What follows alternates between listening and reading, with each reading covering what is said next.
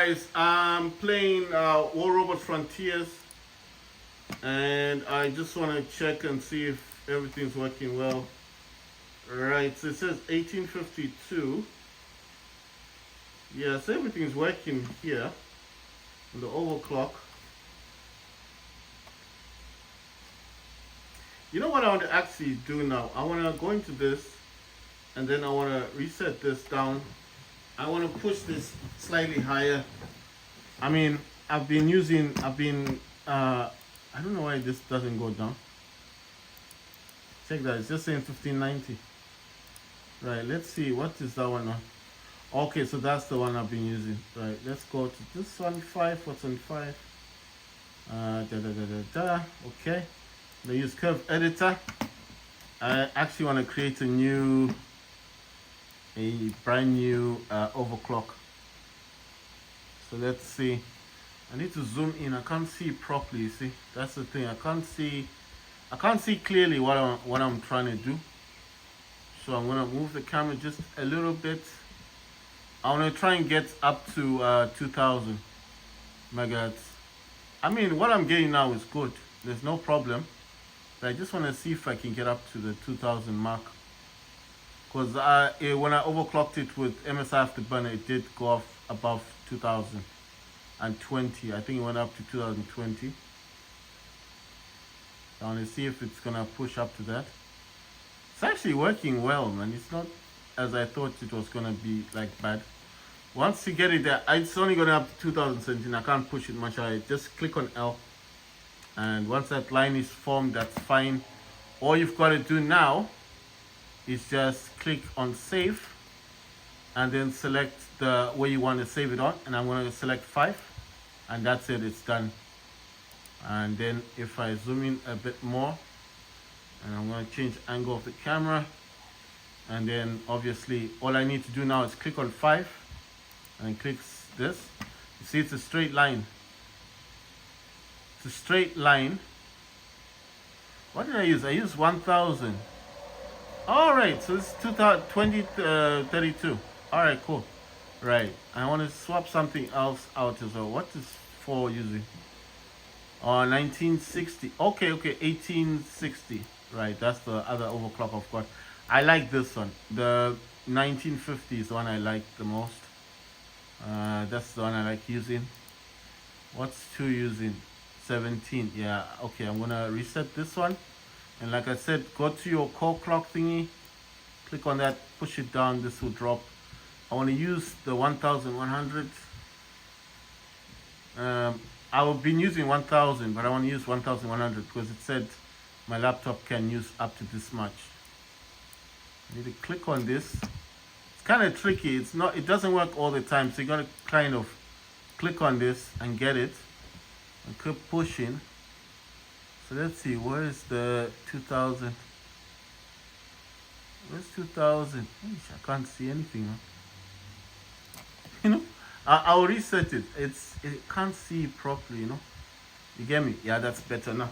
I can't see what I'm doing, so it's hard. You know what I mean? So I'm gonna go to core clock again and then do that. And then I'm gonna come back here to the 1001 and go back to the 20. I'm actually going to push this. I want to push this to 2130. I used to use this before. Yeah, 2120. Oh, 33. No, that's a bit too high. Ah, damn it. I need to do it again. Right. Going to use 1001. It's actually 1.1. It's millivolts. Oh my god. It's not doing it. Alright, let me just reset that and then go to core clock. Go back to the 1.1, 1100, which is actually 1.1 millivolts. And then I want to go all the way up to 2130. Right, I went to 2125. Then click L on your keyboard. And once that's done, you just click save. And I'll show you now. Just click on save. The save is the one in the middle, this one. Click on save. It's gonna start flashing. Select the number you want and then there, and then you can just test it to see if it forms a straight line. And there you go, it should be fine. So it's 1100. It's saying 1942, saying it's not going to 1100. Okay, fine. We set that thing one. Let's see what this one is doing. What number is this one? You know what I want to do? I actually want to set this. I want to change one. I'm going to change one. Just click on reset, right? Go here to the core clock thing. Just put that down. You understand? You need to put the core clock down. Oh my god, you know what I didn't do? Ah, damn. I remember now. I remember what I didn't do. You know, I start forgetting stuff. Pity. Right, I forgot what I was. I forget. You know, no, it's been a while since I did overclocking. You know, I forgot. I'm supposed to do the memory clock. I'm supposed to do 300 plus 300, but I don't. You know, the thing is, I've got 16 gigs of VRAM. I don't know if it's required. Like, if it matters. I don't know if it matters. That's what I'm saying. I don't think it matters that much. I want to see what this one is. Okay, so I have to change all of them then. No, I have to change them because I forgot to do that. You have to add the plus 300. I forgot to do it. I don't know if that's like adding to the memory, because mine already goes up to 8,000. So I don't know if it matters, you know, but because I want to do this properly, so I have to change all of them again. Right, so that's one. That's why I keep looking at them. I'm gonna change one. I'm gonna go to core clock, put that down, and then I'm going to go to the. You know what? I'm zooming in on my laptop. My laptop's not close to me, so I have to actually come much closer, like to the screen of my phone, and then look through it to see what I'm doing. So I'm gonna use 1001 for number one. I'm gonna change all of them. So I'm gonna select on 1001, and I'm gonna push this to 1924. That will be the first one. It's on 19 something. I can't really see it properly. Gonna click on memory clock, and you just need to type 300. That's all. And once you've done it, tap enter, and then it's like this. And then on this one, tap L. Wait, I don't know if that's what. Okay, it's what. Then just tap save, and it's gonna ask then one. And now if you want to test it, just tap on one, and yes. Oh wait, that's on 14. That's really low, man. No, I have to do this again. Oh my god, I have to do this again. I didn't do it properly. It's difficult to see. I can't just be showing you guys. So what I'm gonna do is I need to really zoom in, because I can't see what I'm doing properly. See, I'm sorry about that, but I need to really see the numbers. I can't see the numbers properly, but I will be explaining what I'm doing. So I'm gonna go to core clock. You put that down. This is a core clock down, and then you come in here. With mine can actually use 1.1 millivolts. That's 1100. Mine can use that. I do not know about your laptop, so you need to use GeForce Experience and find out what your laptop can do. So don't copy what I'm doing, because I don't want you to damage your laptop. So use GeForce Experience, and that's going to actually show you what your laptop can do. So I think this is 1823. I want to have differences. I don't want them to all be the same. I think that's 1830. Then you want to click on memory clock with your mouse and just type 300 and then enter on your keyboard. It's done, yes? And then come back to this thing and tap L. I think I need to click on this thing. Tap L. You see that yellow line? I think I should have tapped L before going to that, but it doesn't really, I don't know if it matters. Then tap on save, and you're going to select 1, 2, 3, 4, 5, and then I would select it 1. And now you select 1, and then you tap here, and then if it forms a straight line, that means it's okay. Okay, so that's how you see. That means it's stable. See, 1650, 8,000. What the hell? Are these on 16? Oh my god. No, you know what's happening. I can't see the numbers properly. You know what? Let me just focus on these numbers. I'm sorry, guys. I can't show the whole thing because it's not. I can't see what I'm doing. I'm gonna go to code clock, put that down, go to 1100, and click on this. Try and get that line. And I need to push this. I'll push it to 2010. Then tap L on your keyboard and then enter. And then go to your memory clock. Click on memory clock and put in 300. Memory clock is this thing here. You see? I'll put 300. You see that? And then tap enter on your keyboard, and it's done. Then click save, and then click 1. Then do the reset. So the testing now is you're gonna select the one you selected, which is 1. Yes. Select 1, and then select this OK one. Yeah. And there you go. 1830, 8000 memory, 1081, temperature 34 degrees Celsius.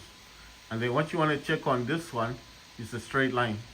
It does have a straight line, it's not a problem, but it has a few breaks in it, so it might from time to time throttle, But it is overall, you see, straight line. You see, this actually occurs, this is power, okay? Down here is, if you want to undervolt, you go in that direction, to the left. If you want to overclock, you go to your right. And then the same here. If you want to overclock your graphics card, depending on what your graphics card can do, that's why I always warn you guys, don't do what I'm doing. Be careful with your graphics card. Don't do what I'm doing. Use GeForce Experience to do auto tuning, and that will actually tell you what your laptop can do. I'm gonna do the second one. I just remembered that I'm not using the correct like curve thingy. You have to add memory clock plus 300, so I forgot about that. I don't want all of them to be the same, so I do try to set them differently. And click L, and like I said last time, go to your memory clock. Right, so I've done that one. I'll show you what I'm doing on this side. I'll just move the camera a little bit. Go to your memory clock with your mouse and click on it, and then on your keyboard tap 300, then enter. Tap on enter, and that's it. Then tap on save, and then it's going to show you this. Tap on the number you want, go to reset. Now go back to 2, and then tap on this button here, and there you go. It should show you what you've got. 1785. That's what it's going to do. 8000, then and the temperature. If I wanted to check on one, I just click on this one, and then it changes 1830. You want to have differences, yeah? And then this one is 1785. So I have to keep doing this because I realized that I may have messed up on the other clocks. You understand? So what you want to do is go to your core clock and bring that down, and then come to this one here. Once you do the core clock, come directly to this. If you don't know where this thing comes from, this graph, it's here, the curve editor. Just click on it with your mouse, and this will come out. And do that again, because that has to drop. You see that? So if it hasn't dropped, like you see there, so if I do this again and do this, it's gone back up, isn't it? So just come here and kind of move this and then move it back, and then it drops again. You understand? It needs to drop. So because you're overclocking, you understand? So I'm going to look at this. I'm using 1.1 millivolts. So do not do this if your laptop does not support what I'm doing, because I think this voltage is very high, and if you damage your laptop, you don't want to damage your laptop, do you? I'm just saying, be careful. Don't just do what you see me doing. I'm doing this because I already did this tuning, auto tuning with GeForce Experience, and it showed me that my laptop can actually do this. Alright, so I want to push this to, yeah, I think that's it, the most. 2130. I'm gonna click L. I'm gonna go to memory clock, click on this one, and then type on your keyboard, just press 3 and 00. Once you do that, then tap the enter button on your keyboard, and that's it. Then here tap save, and then I select 3. and then you come here to reset, because it's showing me the original. That's the original, yes. Then go here to 3, tap on this, and tap on this one, and you see it changes. So it now says 1950. I thought I put this on 2130. Saying 1950. That's so strange. That's weird. Okay, so I've changed them. Let's see. One is saying 1830. Second option is saying 1785. Third option is saying 1950. Okay. But they're all using the 1100. You want to go back to your core clock, bring that down, graph falls down, and then I'm going to go back to the 1100 mark. I want to try and grab this thing if I can. I'm actually having to look at my laptop to see. It has to be with a line, you know. I know you guys can't see the line. It's only because I darkened the screen a little so the video looks good. I'll actually push this to the 2130 now. I don't know if I'm doing it properly. Like I said, it's difficult. You know, I think you can see that my face is all the way. I'm actually looking so hard, like making sure that it is there. Then come to your memory clock thing. Click with your mouse, yeah. And then tap 300. And then tap enter. And then tap on save. And now it's 4. And then you see the numbers didn't change there. Tap on reset. And then tap on 4. And then tap on OK. And let's see. What? I don't get this thing. I'm sure I pushed this to 2100. You know what I think? I think maybe it's kind of doing this on purpose. Because I know I tapped on 2100. Okay. Let me do this again. This is the last one. This is 5 now. Why am I selecting the highest, like 1.1, and not, so you remember core clock was here. I pushed it down with the mouse, you see? Mouse. Okay, if I click reset, it goes here. You need to use your mouse and click on this thing and then bring it down. And then it falls, yeah? Why I'm using 1.1? Because my laptop supports this voltage. You use what your laptop supports. That's why I keep saying use what your laptop supports. Don't follow what I'm doing, because I'm not going to take responsibility. That does definitely say 2176. I don't know if I'm doing anything wrong. And I'm going to go here, click here. I'm thinking that maybe that line thing is causing the issue. All right, so I'm going to come back here, tap on this, and then L, then tap on save, and then 5, and then go back here, tap on 5, and see what it says. This is so weird. I'm wondering if I'm doing this properly, because definitely if you look at that line, it is higher than 2000, isn't it? I mean, if you zoom on it, let me zoom and show you guys. It's definitely above 2000, isn't it? You see, look at the line. It's actually touching. Look where it's touching. 2200, 2.2 gigahertz. These are gigahertz. So when they're like this, it's megahertz, 3.4 megahertz. My laptop, I don't know. My laptop, I know, and I know this definitely because I've seen it on GeForce Experience. Does support 2300, so it's in between 22 and 2400 megahertz. But when you say 2.2, it's gigahertz. So my laptop can actually push to 2.3 gigahertz. So you can clearly see that straight line goes to 2200. But here, for whatever reason, on this side, it's not doing that. I think it's could be because I'm not gaming. I'm actually gonna use this one. If you don't want this graph thing anymore, then what you need to do, if you don't want to keep seeing this graph, then what you then need to do, guys. Sorry, I'm just trying to get this to focus in. Right, so if you don't want to keep seeing this thing, just click here and it's gone. If you want to go back to normal, just click here on the reset. I did tell you last time, if you come into the settings, the one setting you must never play around with is this one called force constant voltage. I told you guys about this one. Never click on this and then click apply, because what's going to happen is every time the laptop starts up, it goes into that direct voltage. So for gaming, maybe, I mean, fine, maybe my laptop does support what I'm doing to it, but maybe your laptop doesn't, or someone comes and messes around with your laptop and you don't know. Your PCs, I think, are a bit better because you can always pull components out of that box to shut it down, so you save your computer so it doesn't fry. But what I'm saying is, with a laptop, you can't do that. You can't just open the bottom. There's screws, right? So what I'm saying is, never don't click this. Force constant voltage. Never click on this. I don't click on this. Because what will happen, every time your laptop starts up, it starts up with that voltage.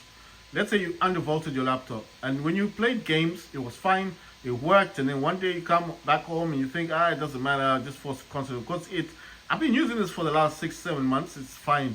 But then you don't realize that you're undervolting your laptop, right? So it's like just for gaming. One day you come into your house and you decide, oh, there's that game that just came out, that AAA game. I want to play the game now. And then you realize, oh, it's lagging a lot. The FPS is so bad. And then you think, okay, I'll just come in here and reset the whole thing and all that stuff. And I'm not sure if you can reset that force constant voltage. I'm not sure if you can. I'm not saying you can't do it. I'm pretty sure you could just like copy and paste something and change it. But let's just say at that time you're in the gaming mode function, you know what I mean? And your laptop's throttling like hell, it's getting hot.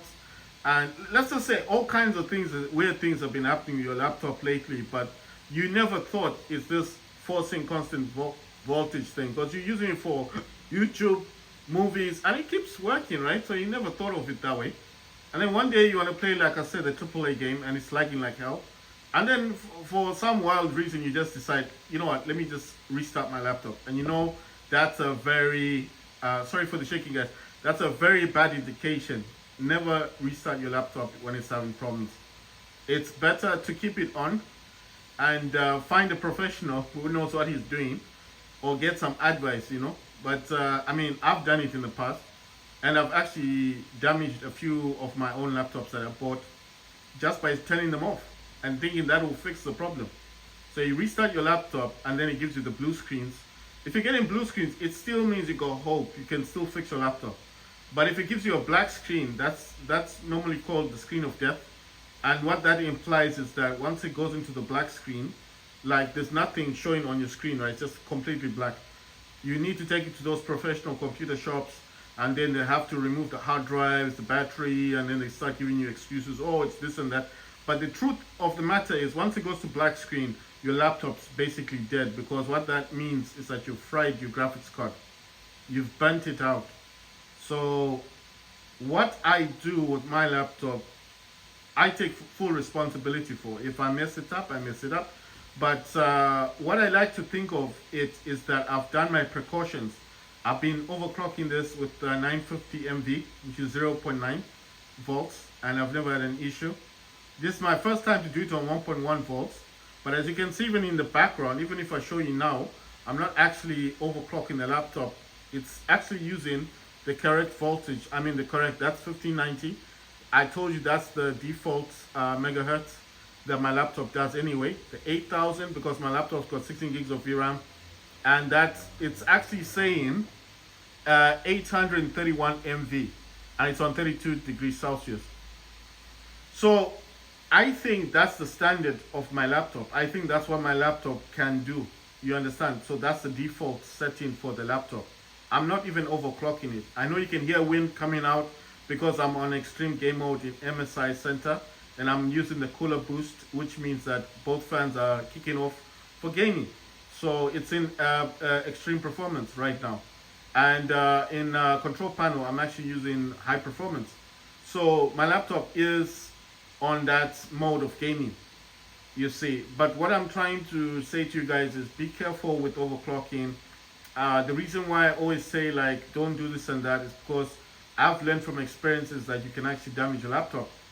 And based on what I believe, sometimes you might do something to make a video and then afterwards your laptop's dead. Then what? You know? And imagine my laptop died, it just burnt out now. I mean, just imagine. I need to buy another one. But to be honest, this is my true feeling. I would not buy another laptop. If this goes, it goes. I think what I would rather do, it's just a me factor. There's a tablet that I saw last time. I think it was an Intel. I don't know the company. I think it was Aoneo or something like that that was selling this tablet. It's an Intel tablet. It's got what do you call that thingy? That connection. It's not the Thunderbolt connection. The other connection. I forget the name of it. It's what GPD company uses, and they say that's the future of graphics cards. And I wanted to get that one. It's just a tablet. It can have an attached keyboard. It's for gaming. It's Intel, like I said. And I know you're thinking, but Intel doesn't play games that well, and it's Intel Arc, so you know, no performance bad. But what I'm saying is, it's got that it can use external. The company did create an external graphics card with 8 gigs of VRAM, and it's AMD, the RX one. I think it's the 7600M, and then it's got the XT at the end of it, but it's a portable gaming graphics card, and it's the actual company that made it, and it's got RGB on it. So I forgot the name of the company, but they designed that graphics card, and it's portable. And that the beauty of that graphics that portable graphics thing, eGPU as they call them, is that you can actually put a SSD into it at 2280. So you know it's technically could be used on the Steam Deck, but the problem is the Steam Deck doesn't support Thunderbolts 4. It doesn't support the one that I'm thinking about. I know the name will come eventually. If I look on my iPhone, it's just the same iPhone I'm talking to you guys about is the one that's got all this information. I could use my iPhone 12 and find it, but I'm just saying it's a different connection from Thunderbolt. I think you guys will understand what I'm talking about. So at the end of the day, what I'm saying is be careful with your stuff. I personally would not buy another laptop. It's because it's a hassle. Most of my gaming, I'll tell you something. This will sound strange to a lot of people, but my Samsung Galaxy Z Fold 5 can play Fortnite mobile. It plays Fortnite, the Game Pass, and I can use my DualSense controller to play games on my Samsung Galaxy Z Fold 5, which fits in my pocket, which is a double screen, and it's got a stylus. And I can do, I think, nearly 90% of all of my gaming on my phone. You know, I've got Warzone Mobile, I've got War Robots, I can play with the DualSense controller. The only game that doesn't work properly with the DualSense controller is PUBG, but that's also with the iPhone, because the backbone doesn't even support PUBG Mobile. But apart from that, like oh yeah, the only game that works on backbone is that works like without a controller on the iPhone is that Call of Duty Mobile, which is good. So I like playing that on the iPhone. But I'm talking about the Samsung. So with Samsung Galaxy Z Fold 5 that I've got, the games I do enjoy playing are games like War Robots, works with DualSense controller, Warzone Mobile. I'm trying to think. Fallout 84 works with the DualSense controller. What other games? Fortnite Mobile, the proper game, the app, and also Fortnite from Game Pass. And any other game that supports the DualSense controller will actually work on the Samsung. So these are the reasons why I do like the Samsung. So I'm gonna show you my phone. I mean, I've shown you guys this already. I did tell you what happened to my other phone, the Z Fold 4, and that actually messed up. So that's my 5. So open now. The stylus is on the side of it. That's the stylus. And if I show you the back of the phone, I just need to kind of, there you go. You see where the flash is? It's right next to the camera. That means it's a 5. This thing is really zoomed in. So that's the 5, as you can see. I don't know how else to show you. Oh yeah, the other way I can actually show you, I'll actually show you this way. This is the other way I demonstrated, this way. You see? Check that out. You see how flat it is? That's the 5. We all know how the 4 is like, and from the side it's got a Spigen case. That's a slim case, obviously. So why am I showing you this? Because this tiny little phone has Fortnite on it, and I can do Game Pass on this. You see, Samsung. So I know you're gonna think, where's your 4 then? I'll show you the 4 just to verify that I actually got it. Not that I have to show you, but there's the 4. That's the 4 right there. And how do you know the difference? Because the 4, the flash is at the bottom, and the difference is between the two. I'll show you guys. Just need to get up. Right, the difference is this. On the 5, the flash is next to the camera, and on the 4, the flash is down. So there are the two phones. There we go. And you notice the huge difference with the 4. The 4, there's a gap. The 5, there's no gap. It's just the case, but the 4 clearly has got, you see, it's got that gap. The 5 has no gap. That's how you know the differences between the phones. So why did I show you all that stuff? Basically, what I'm trying to say, what I'm trying to promote in a different way is that I don't think if I had an issue with my laptop that I would be bothered.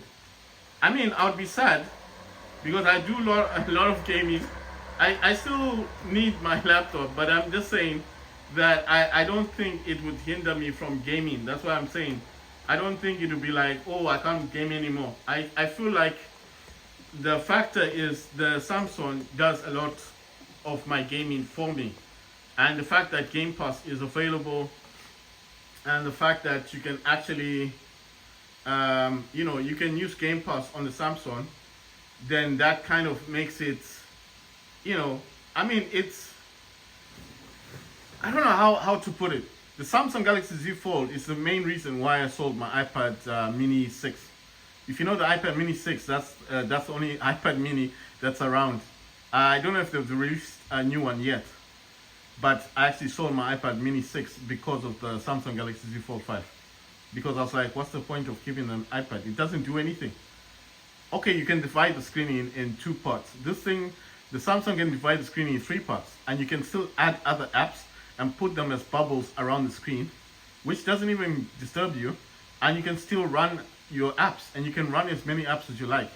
The only difference with the Samsung Galaxy Z Fold 6 is that they've made the front screen flatter, like a square shape, but they did say it's the same shape as the Pixel Fold.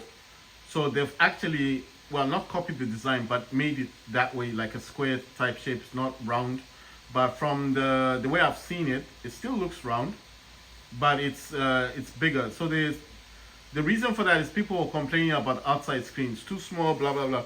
I can't actually say they're wrong, because with mine, the issue that I had with the 4, well, with the 4, I didn't have much of an issue. I was my first time to get a fold phone, but with the 5, that's because when it becomes your daily driver and you got your iPhone. Right, I got 14 Pro Max, and then you're looking at the screen of the iPhone so big, and you're looking at the Samsung, you're thinking, why did they make it this small? I mean, it's convenient. It's like you just want to see a message quickly, or an email, or watch a video, it's fine. And the fact that you can just flip the phone in any, it can be like a 90-degree angle, fine. But then I was thinking, if this thing was slightly longer, just a little bit longer, it would have been more manageable. Then I wouldn't need to open my phone up all the time, because the inner screen of the Samsung is expensive to fix, especially if you drop it. So I got lucky. My phone had a 2-year warranty. I had a problem with it, took it back to Samsung. They fixed it for free. But had it been there, I had to pay for it. They were wanting, I think the guy said it's about what, $300 just to fix the inner screen. I was like, wow. So that's why I'm saying. Anyway, I mean, I got a bit carried away with that. But what I'm saying is, do not play with this constant voltage thing. I'll just show you guys what I've got enabled. Let me see. Let me change this. It's a tripod, so I'm just like changing the direction of this. I've got synchronized settings for similar graphics processors. Start with Windows, start minimize, enable hardware control and monitoring, enable low-level I/O driver, enable low-level hardware access interface, restore settings after suspended mode, unlock voltage control, unlock voltage monitoring. The one I did not click on, like I told you for safety reasons, is force constant voltage. Don't play with that. And obviously you can select the GPU that I've got. Like I told you, mine's got the max switch, so it will only show the dedicated driver. And the dedicated one on this is the NVIDIA GeForce RTX 3080 Ti laptop GPU.